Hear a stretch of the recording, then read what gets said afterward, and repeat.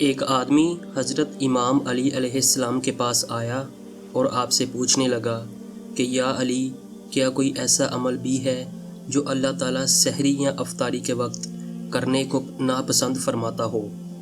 تو حضرت امام علی علیہ السلام نے فرمایا،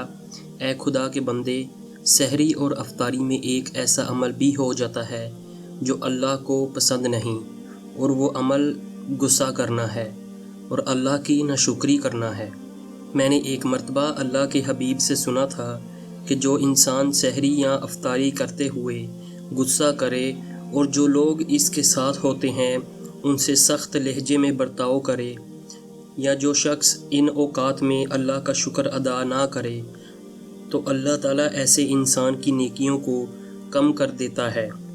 اور ایسے انسان کو بھی پسند نہیں کرتا۔ اے شخص، رمضان میں بہترین عمل یہ ہے کہ انسان سحری اور افطاری کے وقت سکون سے رہے اور اطمینان میں رہے، اپنی زبان پہ اللہ کا ذکر رکھے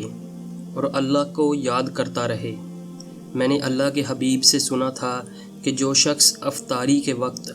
اللہ کو یاد رکھتا ہے تو اللہ اس کے روزے کی نیکیوں کو 70 گنا بڑھا کر اس کے تمام پچھلے گناہ کو معاف کر دیتا ہے۔